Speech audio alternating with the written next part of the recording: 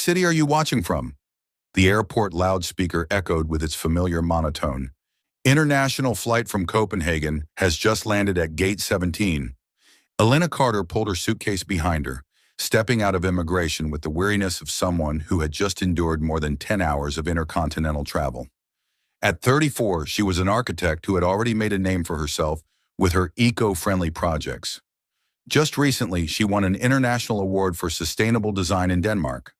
Today was supposed to be a day of joy, returning home in triumph, carrying the pride of her career. But her steps were unbearably heavy. On her phone screen, the message from Marcus, the man she had loved for nearly 2 years, still glowed. "I'll be waiting in the parking lot, no need to call." "Welcome home, darling." Elena allowed herself a faint smile when she read it again, fragile as a thread. She was about to head toward the exit when she froze. From the nearby lounge, a deep, familiar voice drifted to her ears. Marcus. His back was turned to her, phone pressed close, his voice lowered to a mix of whisper and excitement. "Yes, baby. I just got another transfer from Elena." "Right, more than 40,000. Don't worry, everything's still on track. The startup is just waiting for the launch. We're going to have it all." Elena went numb. Her whole body stiffened, as though an icy current ran down her spine. "Baby." That word sliced through her ears. Number. Impossible. Marcus. The man who had sworn to stand by her through every challenge.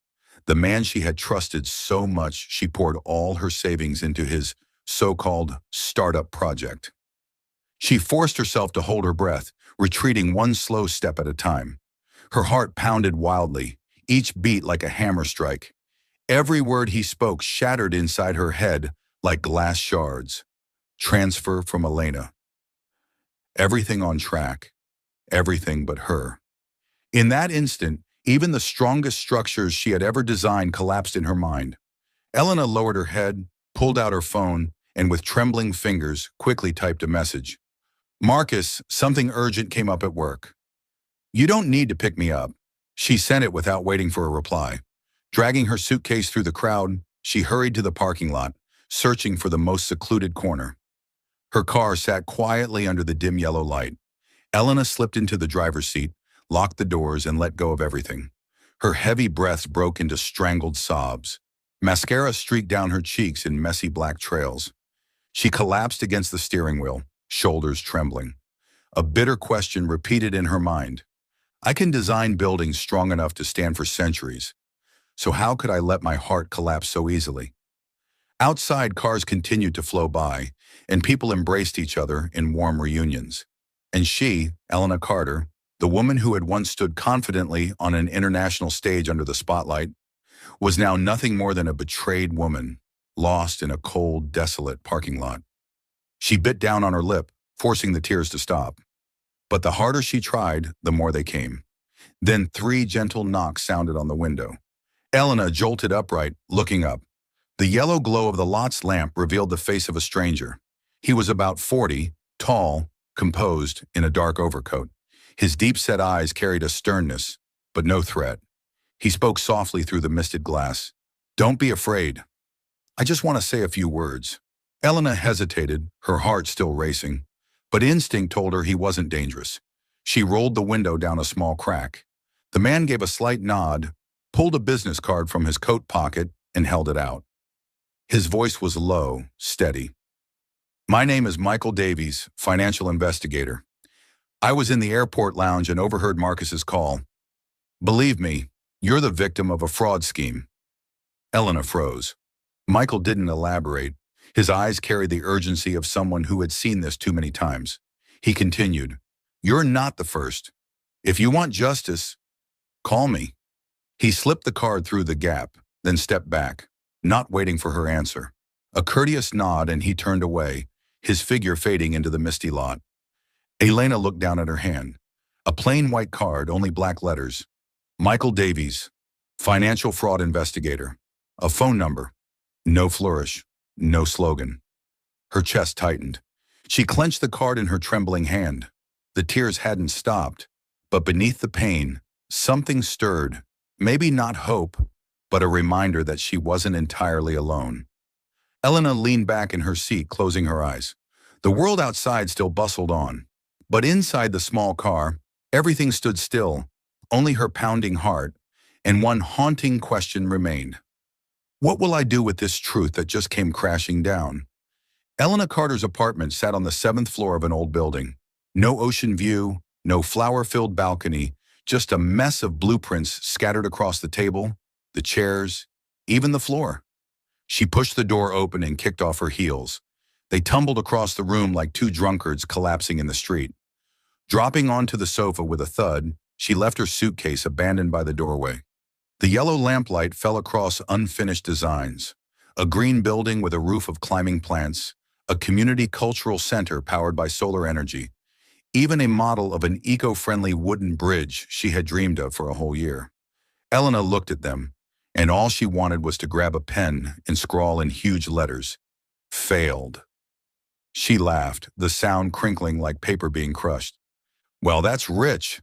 I can design earthquake-resistant buildings, and yet I let my heart fracture because of one guy in a white shirt in a gray tie. Marcus. Just the name made her stomach churn as if she had downed a bucket of syrup. She remembered the early days.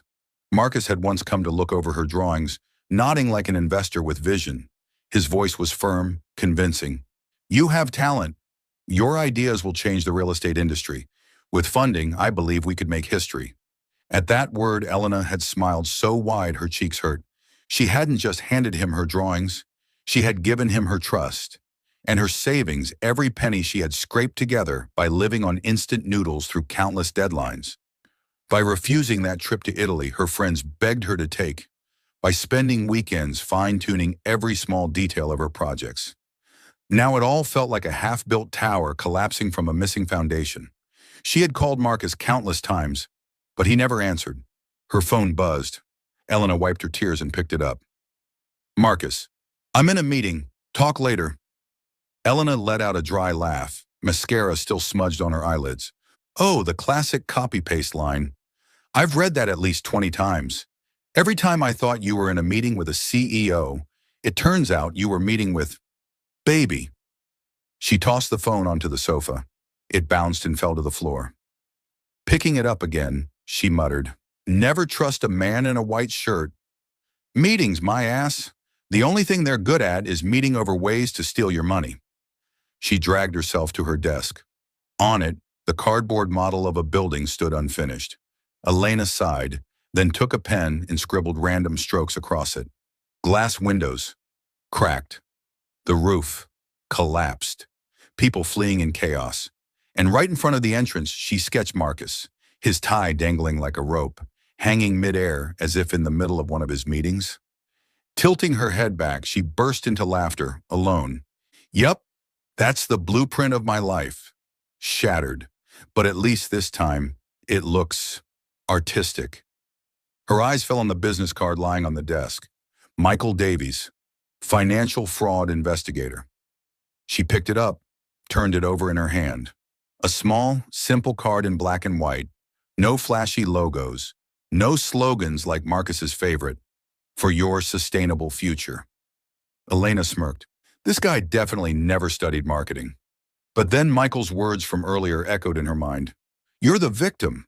If you want justice, call me. Victim. The word pierced her chest. She had never thought of herself as Elena Carter, an architect with international awards, someone who could present in 3 languages and make entire juries nod in approval as a victim. She sighed and put the card down, then picked it up again, then set it down once more. Should I call? If I do, it's basically admitting I was stupid. If I don't, then I accept losing my money, my love, and my faith. Perfect. The apartment stayed silent. Only the ticking of the clock mocked her like laughter. Elena stood and opened the fridge.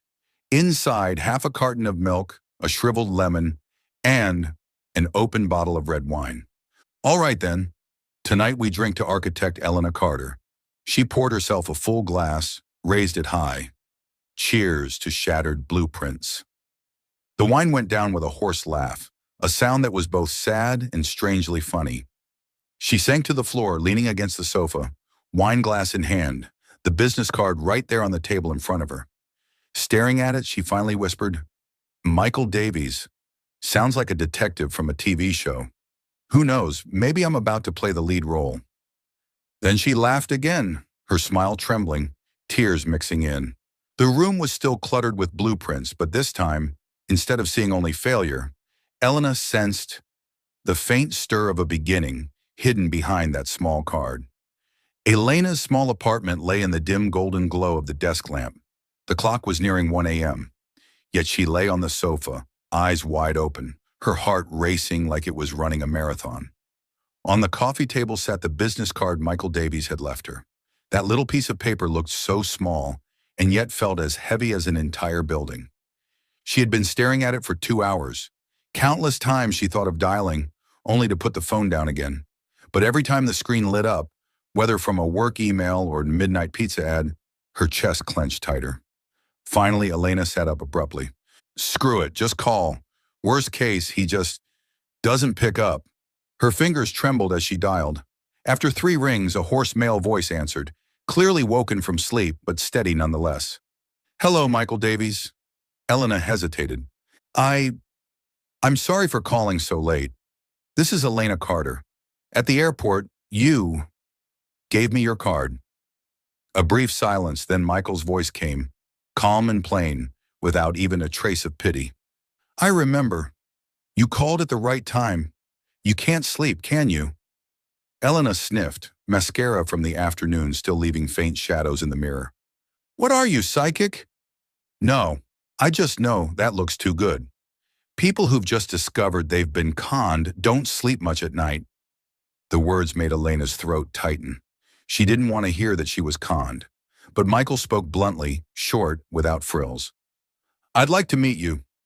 Tomorrow morning, can you? A cafe near the airport. Bring every transfer record you have. Elena drew in a deep breath. She wasn't sure she had the courage, but her mouth answered on its own. Okay, tomorrow morning. After hanging up, she sat still for a long moment, then let out a shaky laugh. God, I just agreed to meet some stranger tomorrow and bring along all my financial records. Elena, really? The next morning, the little cafe near the airport buzzed with travelers coming and going. Elena walked in clutching a folder of documents tight to her chest, as though it were armor. Michael was already there, wearing a dark shirt and holding a plain black coffee. No fancy latte, no artful foam, just black, no sugar.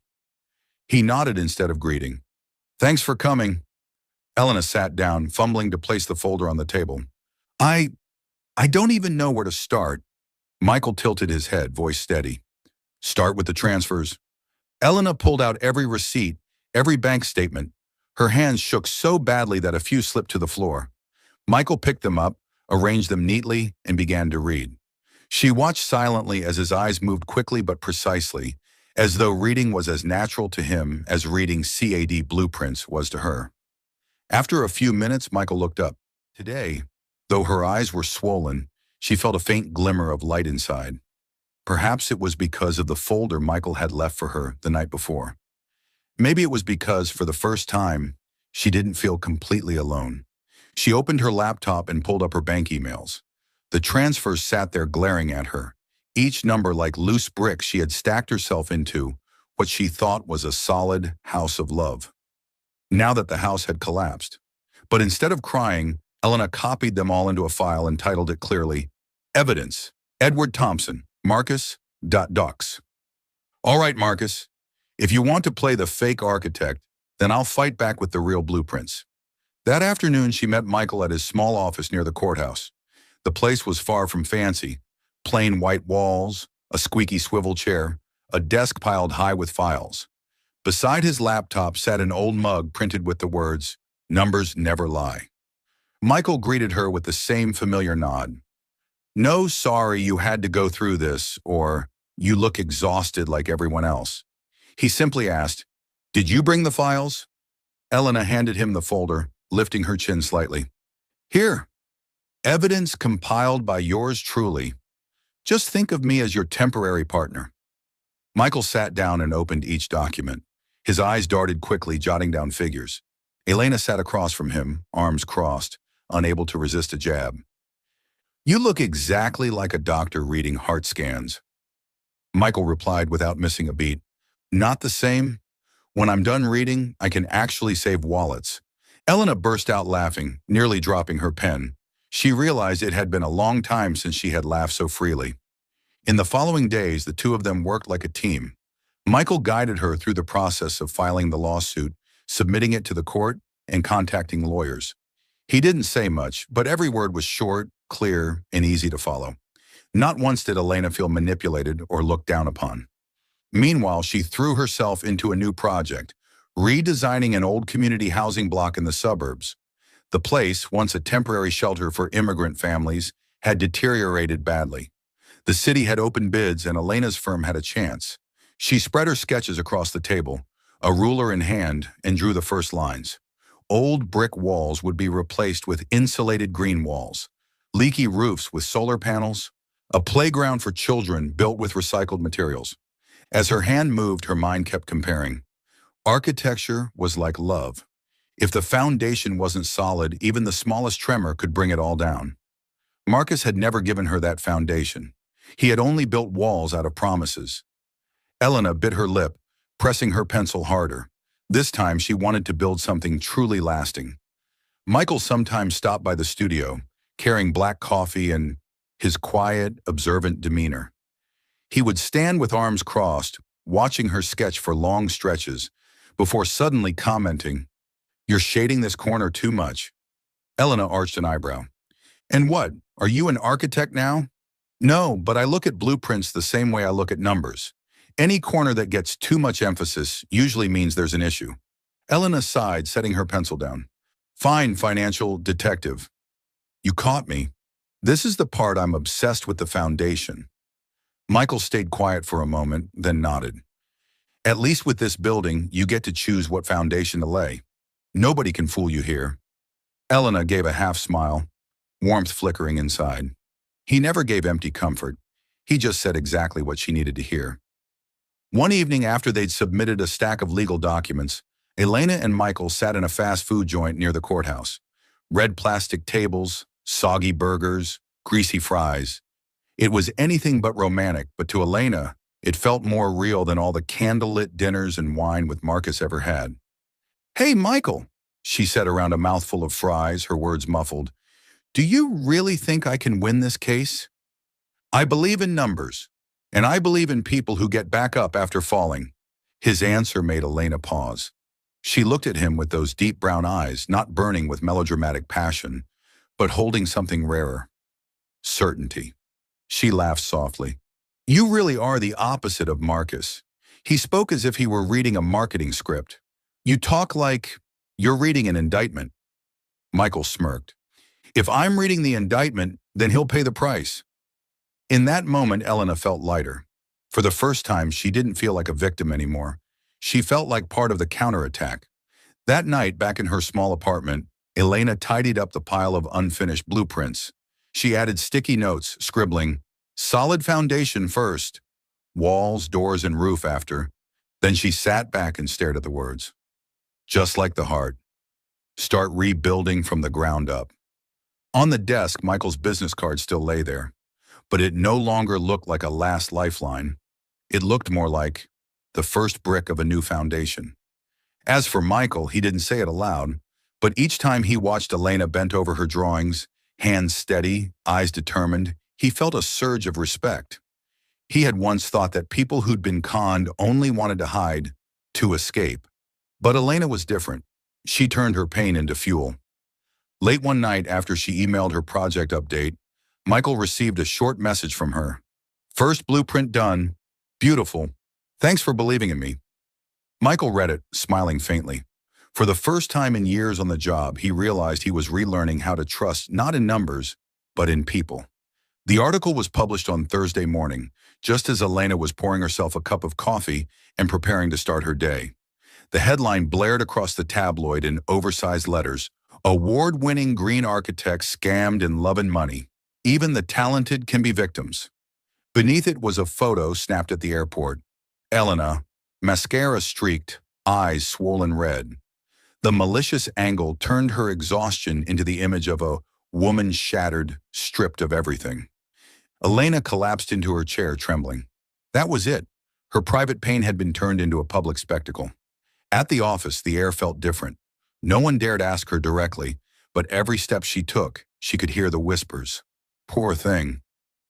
Who would have thought someone so smart could be duped? They say she lost all her savings too. Each word pierced like a needle.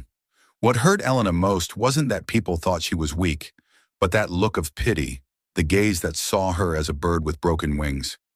A male colleague approached awkwardly, setting a cup of tea on her desk.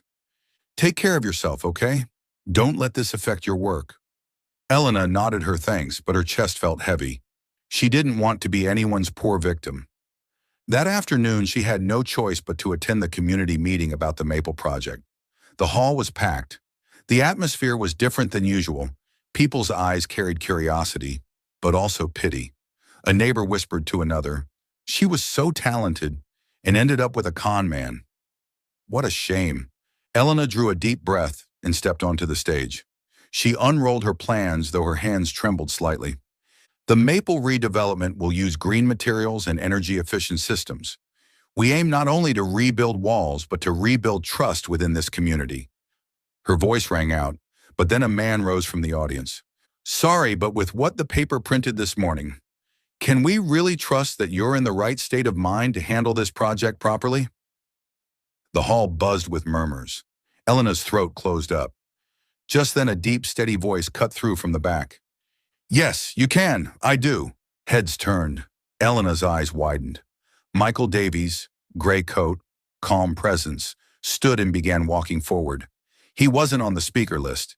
She whispered, stunned, "You? Why are you here?" Michael leaned close, his words low. "Happened to be passing by. Saw the meeting, thought I'd listen." Then he turned to the crowd, his voice clear and firm. "This morning's article presented no evidence, just sensational lines. I can confirm that Elena Carter has committed no crime. She is the victim and one of the finest architects this community has. Don't let pity become an excuse to diminish her." A wave of murmurs rose again, but this time many heads nodded in agreement. An elderly woman even smiled at Elena, her eyes glistening with tears. The moderator quickly tapped the microphone. "Thank you. Let's return to the presentation." Elena swallowed hard and looked back at her plans. Strangely, this time her hands no longer shook. She pointed at the diagram. "As I said, Maple isn't just about new housing. It's about building a foundation of trust for a community that is green, safe, and resilient." Her voice rang steady now. In that moment, the eyes that once held pity began to shift into genuine attention. When the meeting ended, several people approached her. "Keep going, Mrs. Carter. We're behind you." Elena bowed her head in gratitude. She glanced at Michael. He stood with arms crossed, calm as ever. "You really just happened to be here?" she asked softly. "Yes, but even if I'd had the choice, I'd still have said exactly the same thing." Elena laughed through misty eyes. For the first time in days, she felt she wasn't standing alone. That evening, back in her small apartment, Elena opened her notebook and wrote, "There are times when I need blueprints to raise walls, but today someone stood as a column of support, and that was enough to keep me from collapsing." A week after the Maple community meeting, Elena's life began to slip back into something resembling normal. Normal in Seattle terms. Rain in the morning, sunshine at noon, rain again by evening. At work, people had stopped looking at her like a bird with broken wings. There were still a few curious glances, but most had shifted into respectful friendliness. "Need us to carry those drawings, Carter?" "Coffee for you." Someone even left an anonymous note on her desk. "Builders fix, they don't collapse." Elena laughed. The words were as sweet as marshmallows. She hesitated a few times, then finally texted Michael. "Thank you for that day." He replied exactly 1 minute later. "Don't mention it." "Cafe near your office? I'll stop by with a few things." Precise, like legal text. The cafe sat on the corner, red brick walls, tall glass windows, a neon sign reading, "Still brewing, still trying." Elena arrived early and chose a window seat. She ordered a mocha something, a little sweet to remind herself that life could still be kind, and opened her sketchbook. On the page was Maple's new playground, a rain cover, slip-proof hopscotch tiles, and a reading nook with low wooden chairs. Michael arrived right on time, wearing a gray coat and a dark shirt. He ordered a black coffee, no sugar. The barista scribbled on the lid, "Microwave." Elena caught sight of it and nearly choked. "Congratulations," she whispered as he sat down. "From now on, you're officially microwave." Michael glanced at the lid, shrugged. "They once wrote motorcycle. This is an upgrade." He placed a manila envelope on the table. "Filed copy of the complaint, case number for Edward Thompson. Includes a preliminary timeline, bank subpoena orders, and a scheduled meeting with the prosecutor's office." Elena touched the edge of the envelope as if it were a brick. "Thank you. I thought this stuff took months." "Sometimes. However, you organized the evidence well, so it was presented quickly. And," he paused, "because I hate making victims wait." They sat in silence for a moment. Rain tapped against the window. "You torture your taste buds with that coffee," Elena broke the quiet. "After 10 years in IRSCI, everything tastes like black coffee," he replied, then looking out at the drizzle. "Though some things still taste different." "Like what?" "Like when someone stands up in a packed room and presents blueprints in a steady voice while everyone else is whispering pity." He said it as if he were reporting the weather, without embellishment. Elena gave a small laugh. "That was me taking 3 deep breaths and telling myself, 'Don't collapse in the middle of the room.'" "You didn't collapse," Michael said quietly. "That's the difference." Elena hesitated, then slid her sketchbook toward him. "Maple. Look here." She pointed to the playground corner. "A rain cover over the slide, requested by one little boy. And the wheelchair ramp is lower than the old standards, so Mr. Alvarez can push more easily." Michael tilted his head, studying. "Your drawings have what numbers don't. Reasons." He looked up. "Honestly, do you still believe in building after everything fell apart?" Elena propped her chin on her hand. "I think blueprints and love are the same. Foundations. Marcus built walls out of promises, but never poured the footing. One hit and it all crumbled. But Maple, I checked the soil myself, tested the water, and photographed every crack. I won't raise walls until the foundation is laid. So yes, I still believe. But this time, no one talks me into cutting corners." Michael smiled faintly. "Good. Because the rest of this case won't be quick. Thompson has layers of funds moving across states, a shell company in Delaware, prepaid cards cashed out in corner stores. The press will flare up again." "I know," Elena said. "I already survived the headline champion." They sipped. Elena hesitated, then asked, "Can I ask you something? Why this line of work? Spending your days reading criminals' bank statements sounds soul-crushing." Michael turned his cup slowly, eyes on the rain. "Because my family lost someone." Elena sat up straighter, instinctively about to apologize, then stopped herself. "You don't have to if it's too much." "It's fine." He set the cup down, voice steady but slower. "My aunt was a nurse her whole life. Not wealthy, but she saved for retirement. A friend talked her into investing in a high-return fund. Sound familiar?" "Ponzi," Elena whispered. He nodded. "When it collapsed, she lost everything. She kept working nights, but stress, blood pressure, then a stroke. She didn't make it. At her funeral, I decided to join IRSCI. I couldn't save her, but I could make people like him lose sleep." Elena stayed silent. She didn't offer pity. Instead, she pressed her pencil to the page and sketched a small square beside the playground. "Corner of Grace. A quiet nook at Maple," she explained. "Low roof, benches, climbing plants. A place to breathe. I think your aunt would have liked it." Michael read the words, gave the slightest nod as though in thanks. "You don't need to apologize." "I'm not apologizing," Elena smiled. "I understand." A good silence passed between them. Outside, the rain softened. Michael pulled out a small notebook and opened it to the first page. Neat lines of tasks, timelines, and checkboxes. Elena pointed. "Blueprint for an indictment." "Call it a blueprint if you want," he said with a smile.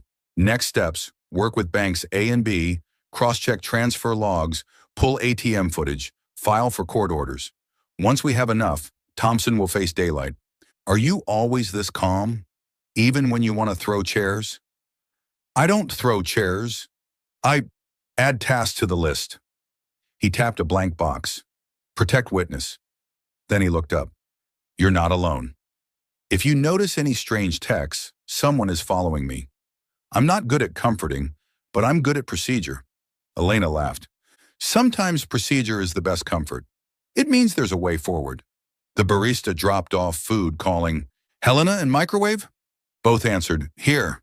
Elena tore the croissant in half and slid a piece toward him. Sugar's for people who deserve it, remember. Michael studied it like evidence, then accepted. I'll take it as proof you've had breakfast. They discussed Maple further, including temporary housing during construction and solar-powered streetlights. Michael asked surprising questions.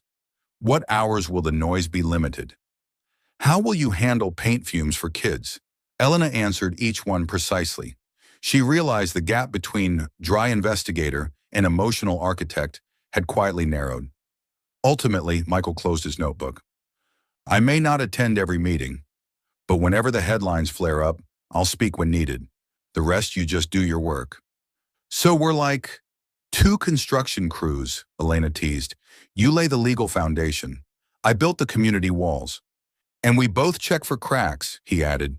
Deal, she said. The rain had stopped. They rose to leave. Elena opened the door. Damp air swept in. Do you have an umbrella? No, I've got an old IRS coat, but it's in the car. Elena pulled a rolled-up A1 sheet from her drawing tube and held it over their heads. Temporary rain shelter? Architect special. They walked quickly under the makeshift paper roof, close enough that the damp air pressed them together. Rain puddles on the sidewalk shimmered, reflecting the neon sign. Still brewing, still trying. Elena glanced up at it and smiled. Think that sign's about me? About both of us, Michael said. Still brewing, still trying. At the corner, they paused. I'm heading back to the office, he said. And you checking foundations? Yeah, Maple's waiting. She waved, then remembered. Oh, I saved your number as Michael, Black No Sugar. If I ever need sugar, I'll text you. Don't text Marcus, he said, half joking, half serious. I won't. Only microwave. She tapped his cup lid. Michael glanced at the scribbled name, gave a rare smile, then walked away. Elena lingered a moment, lifting the rolled plans again to shield from the drizzle. In her mind, everything suddenly felt simple. The tasks ahead, the person she could trust, the foundation that had to be poured. She opened her notebook and quickly jotted a line before the rain smudged the ink. New foundation, truth, responsibility, and the man from the airport. Then she capped her pen, squared her shoulders, and headed toward the construction site. The concrete wasn't dry yet, but the blueprint was clear. And through the sound of rain, she felt her heartbeat steady like fresh footing poured in the right measure. Still following the story? If this story found you outside of Soul Stories, we invite you home, to where every touching tale begins with truth, hope, and heart. Morning at Maple began with the familiar symphony of a construction site. The whir-whir of drills, the clang-clang of hammers, the steady rumble of sand trucks like giant bees. Elena wore a yellow hard hat with a sticker reading Elena, Arch, a reflective vest, and carried a roll of drawings bigger than Mrs. Alvarez's flower vase. She loved this dusty atmosphere in a strange way. It told her that things were no longer just lines on paper. Michael arrived right on time. Gray coat, shoes already powdered with fine dust after 3 steps, notebook in hand. Elena handed him a white hard hat. Put this on. The site isn't kind to pretty faces. Michael fastened the strap under his chin. The last time I wore one of these was in a warehouse raid. Less concrete, more cardboard boxes. Here, concrete is the contraband, Elena joked, gesturing for him to follow. Welcome to the Maple Tour. They walked along Building A, whose middle unit had its roof removed, ready for the installation of solar panels. Elena pointed to a new wall section. This insulation cuts heat loss by 30%. The new drainage system runs into a biofilter in the back lot. Michael jotted notes, asking questions that were so, Michael, maximum noise threshold during construction? How are paint fumes being handled around kids? Elena answered clearly each time. Occasionally he nodded, just as he did with bank statements, only now they were surrounded by brick, steel, and wood. This is the new ramp. Elena stopped at a strip of concrete waiting to set. Slightly lower than code because Mr. Alvarez struggles to push at the standard height. I had the crew adjust the handrail too. Your drawings speak human, Michael remarked. Not just numbers. What can I say? I'm used to translating blueprints into empanadas, slides, and ramps. Elena shrugged. They circled to the back lot, the future playground. Only chalk outlines marked the ground for now. Behind the temporary fence, kids from the neighborhood clustered together, eyes shining like bike lights. Miss Elena, a little girl shouted, her hair in two pigtails, a grumpy cat t-shirt on. Does the slide have a roof yet? It does, Marin. And there's even a non-slip hopscotch grid, Elena answered. But I need more ideas. Come on in. Careful, this way. The crew stepped aside to give the junior design team space. Elena spread a sheet of A1 paper on a wooden table and laid out colored markers. Okay, one at a time. Whoever's got an idea, draw it here. Just no setting the site on fire. The kids gasped in unison, then swarmed like bees to blossoms. A curly-haired boy sketched a dinosaur-shaped slide.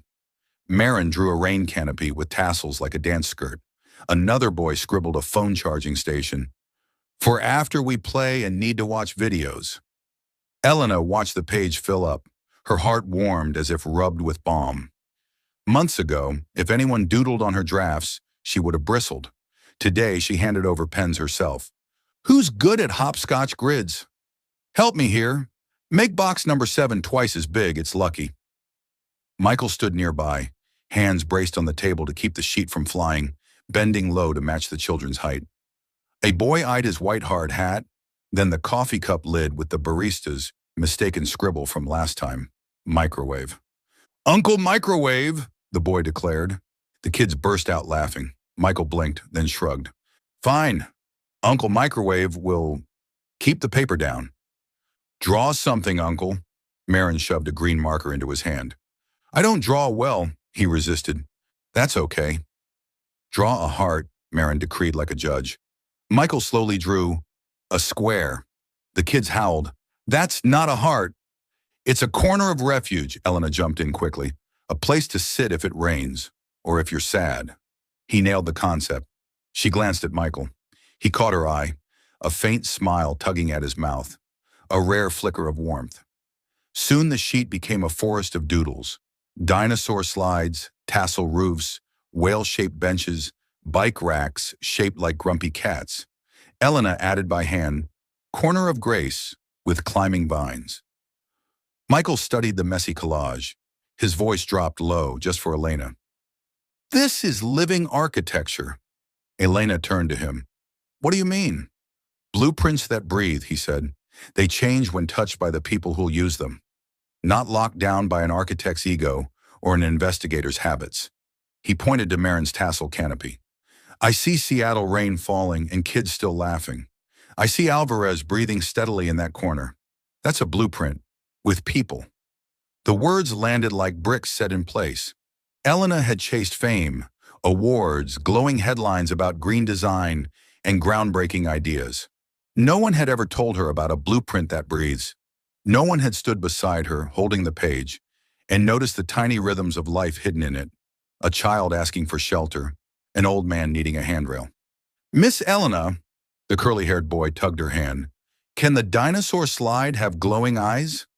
If we use solar lights, yes, Elena said, jotting it down. But not too scary, okay?